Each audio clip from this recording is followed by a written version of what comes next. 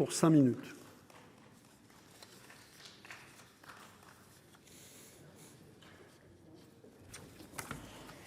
Monsieur le président, monsieur le ministre, monsieur le président de la commission d'enquête, mesdames et monsieur le rapporteur, chers collègues.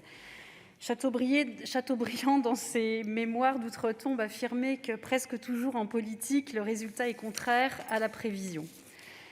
La pandémie liée à la Covid-19 était-elle prévisible ? Si pour certains chercheurs, elle n'était pas inimaginable, son ampleur semble avoir pris par surprise le monde entier. Sa gestion aurait-elle pu suivre un autre cours ? Certainement. Peut-on en tirer des leçons sur les plans organisationnels, décisionnels ou culturels ? Évidemment. C'est ce constat qui a motivé la création d'une commission d'enquête au sein de notre Assemblée. Je tiens d'ailleurs à saluer l'ensemble des rapporteurs qui ont effectué un travail remarquable. Ce rapport doit nous permettre d'identifier les dysfonctionnements et leur origine et en faire des sources de progrès. C'est de manière dépassionnée que nous avons entrepris cette tâche, de manière rigoureuse également, en nous gardant de juger le passé à la lumière de ce que nous savons aujourd'hui, mais en ayant un œil critique sur le déroulement de la situation. C'est dans cet état d'esprit que je souscris majoritairement aux différentes préconisations des rapporteurs et j'axerai mon propos sur quelques points, puisque les 5 minutes qui me sont accordées ne permettent pas de balayer les centaines de pages et l'ensemble des préconisations du rapport. Les travaux de la commission d'enquête ont tout d'abord mis en exergue l'impréparation et l'absence d'anticipation, un constat largement partagé par la mission d'évaluation nommée par le Président de la République. Quand l'épidémie s'est répandue sur le territoire français, nous nous sommes retrouvés démunis. Démunis, à l'inverse de certains autres pays comme Taïwan, effectivement Singapour ou la Corée du Sud, mais qui, eux, avaient culturellement beaucoup appris de la pandémie du SRAS 2003 et de la grippe A en 2009, et pour lesquels l'expérience du passé était déjà de se préparer à l'incertitude, mais le contexte culturel n'est pas comparable. Cette impréparation s'est essentiellement, par contre, illustrée au départ par un défaut de stratégie testée, tracée, isolée, mais par une pénurie également de protection individuelle et une capacité de production quasi inexistante sur notre territoire, puisqu'il n'existe plus aujourd'hui sur le sol de véritables filières industrielles de production, la dernière usine ayant fermé ses portes en 2018. Pourtant, le Haut Conseil de la santé publique en 2011, Santé publique France en 2018 préconisait la constitution d'un stock stratégique de masques qui, à l'instar des surblouses ou des gants, ont cruellement fait défaut à nos soignants, aux professionnels des EHPAD, mais surtout aux aides à domicile qui ont parfois rempli leur mission au péril de leur vie. Le premier désengagement à cette leçon, la première désengagement à prendre, c'est bien sûr de sécuriser la gestion de nos stocks de masques, nos stocks de médicaments, nos stocks de vaccins, et cela doit passer aussi par la relocalisation de leur production à l'échelle européenne.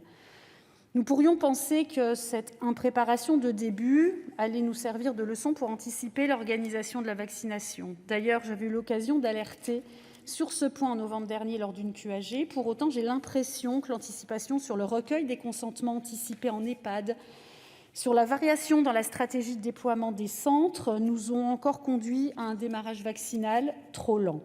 Aujourd'hui, la problématique est tout autre et c'est bien. Bon nombre de nos concitoyens ne peuvent pas se faire vacciner en raison d'une trop forte demande, bonne nouvelle, mais d'un stock limité de vaccins et de centres fermés. Les rapporteurs ont également pointé une communication institutionnelle protéiforme qui n'a pas su résister aux polémiques. Il faut reconnaître que les avis divergents, voire contradictoires, du gouvernement, certes, mais également du monde scientifique, a créé la confusion, exacerbée par des prises de position successives des experts qui ont inondé nos chaînes d'information en continu. Dans un pays caractérisé par une grande liberté d'expression, comment faire mieux ? Je ne sais pas. Le discours confus du démarrage a conduit beaucoup de nos concitoyens à déserter dès la mi-mars les cabinets médicaux. J'avais à l'époque alerté le Premier ministre et l'ARS sur les effets délétères de communiqués inadaptés qui m'étaient remontés du terrain d'ailleurs et qui ont mis un certain temps à se corriger. Nous n'en mesurons encore pas aujourd'hui, je pense, toutes les conséquences. Enfin, cette pandémie a mis en évidence une faille dans un mode d'organisation territorial trop centralisé, participant inexorablement à une lenteur dans la prise de décision. C'est ainsi que les alertes émises dès le mois de février par la région Grand Est, dont je suis issue, confrontée à une vague épidémique particulièrement brutale, sont restées sans réponse. L'État est intervenu que plus tard, une fois que la région était dépassée. Le rapport préconise de définir les contours d'une gouvernance territoriale et d'une veille épidémiologique au plus près des réalités de terrain, et c'est absolument nécessaire. Faisons davantage confiance aux élus locaux, aux personnels soignants qui ont su faire preuve d'une grande agilité dès lors qu'ils étaient libérés de carcans administratifs. Une transformation en profondeur est attendue. Elle devrait se faire notamment dans le cadre du projet de loi 4D qui prévoit de renforcer la place des élus dans les futurs conseils d'administration des ARS.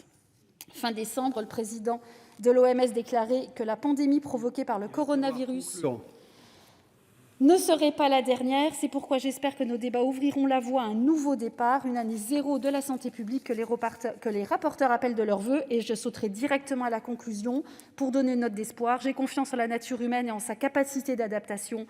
Je reste optimiste quant à notre capacité collective à faire face à ce satané virus. D'ailleurs, la France, malgré les difficultés, Merci, chers collègues. n'est pas la plus mauvaise élève de l'Europe. Merci. La parole est maintenant à Laurence Cohen pour le groupe communiste, républicain, citoyen, écologiste pour 5 minutes.